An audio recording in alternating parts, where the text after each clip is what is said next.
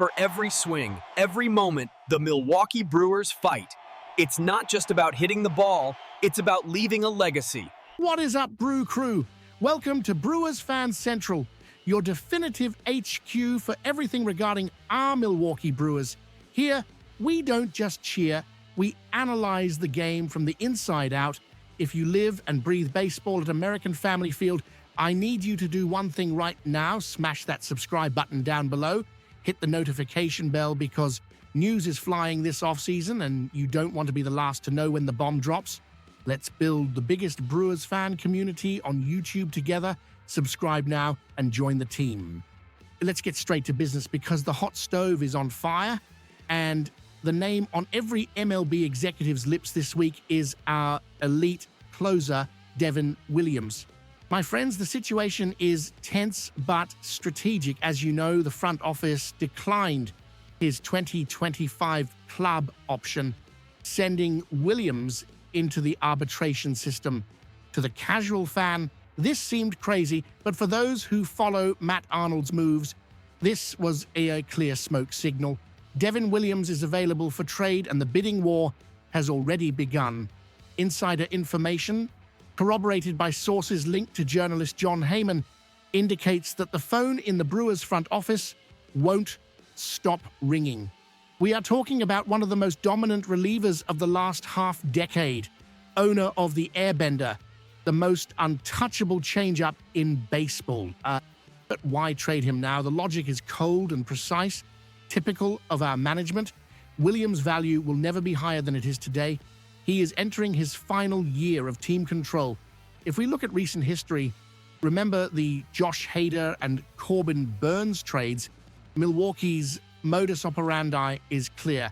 Extract maximum value in prospects or controllable pieces before the player hits free agency and costs a fortune that our market typically doesn't pay. The strongest rumors in the last 24 hours link Williams to two East Coast giants, the Philadelphia Phillies and the New York Yankees.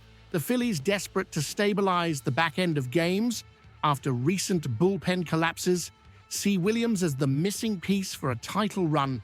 The Yankees, always aggressive, are looking to bulletproof their pitching staff, but don't rule out teams like the Boston Red Sox, who, according to internal sources, would be willing to part with draft capital and young offensive talent that would fit perfectly into our philosophy of athleticism and versatility.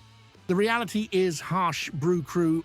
The Airbender era in Milwaukee is very likely coming to an end. But the million-dollar question, or rather the $10 million question, is what will we get in return?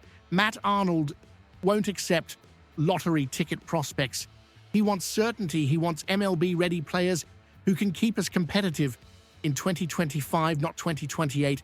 This move is painful for a fan's heart, I know. Williams slammed the door shut on countless victories, but if we can get a package that includes a controllable mid-rotation starter and an immediate impact infielder, this trade could be the fuel we need to refuel the team without going through a painful rebuild.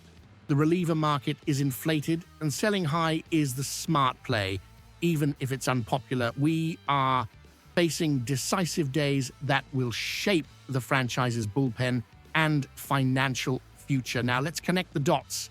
If Devin Williams leaves, where does that accumulated capital go? Here enters the exclusive information circulating in the hallways of the winter meetings. The Brewers aren't just selling, they are positioning themselves for an aggressive and calculated buy. The name you need to monitor with total attention is Garrett Crochet, the electric southpaw from the Chicago White Sox. Reliable sources indicate that the Brewers are extremely engaged in talks with the White Sox. Why does this make sense? First, look at our rotation. With the triumphant return of Brandon Woodruff, who accepted the qualifying offer, fantastic news, and the constant presence of Freddie Peralta, adding an elite arm like Crochet, would transform our rotation from solid to scary. Crochet, despite being on a rebuilding team, showed ace numbers, an elite strikeout rate, and control that improved drastically. He has the exact profile the Brewers love: high spin rate pitches, years of team control, 2 years remaining, and a salary that, while it will rise in arbitration, is still much more palatable than signing a Blake Snell or Max Fried on the open market. But how do we pay the price Chicago is asking? This is where the Devin Williams trade becomes vital. The prospect package we receive for Williams could be redirected or combined with our own stock of talent to satisfy the White Sox's demands. Imagine a playoff rotation with Peralta, Woodruff, and Crochet. That is a recipe for dominating short series in October, something we've lacked in recent years. Matt Arnold knows the competition window in the NL Central is open, especially with the Cardinals and Cubs in transition. Furthermore, there is a secondary but crucial rumor with the likely departure of Willy Adames, who declined the qualifying offer and is expected to seek a massive contract, possibly with the Dodgers or Giants. The Brewers need an impact bat. The name Alec Boehm, Phillies, has surfaced in trade speculation involving Williams. Boehm would bring stability to third base, allowing Joey Ortiz to take over the shortstop position full-time. This would be the perfect trade, solving the bullpen question by selling, acquiring a top-tier pitcher, Crochet, and filling the offensive void left by Adams with a contact and power hitter like Boehm. The strategy is clear: retooling, not rebuilding. The front office is trying to perform the hardest juggling act in sports, staying competitive while rejuvenating the roster. The potential acquisition of Crochet would be a declaration of war on the division.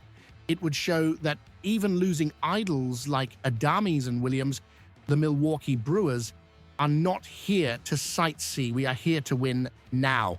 In summary, Brew Crew, we are in the eye of the storm. The departure of Devin Williams seems inevitable, but it is a calculated sacrifice to finance the arrival of an elite starter like Garrett Crochet and perhaps a replacement for Willy Adames' bat. It is a risky game of musical chairs, but one that could raise the team's competitive ceiling for 2025 if executed with surgical precision. We are trading certainty at the end of games for dominance at the beginning of them. Now, I want to know your opinion, fan. Would you accept seeing the Airbender in another jersey if it meant bringing an elite starter like Garrett Crochet into the rotation? Or do you think we are messing too much with the team's chemistry? Leave your comment down below. I read and reply to everyone. If you enjoyed this detailed analysis and want to stay ahead of all the Brewers news, subscribe to the channel right now. Let's follow every step of this offseason together. Until next time, and as always, go Brewers.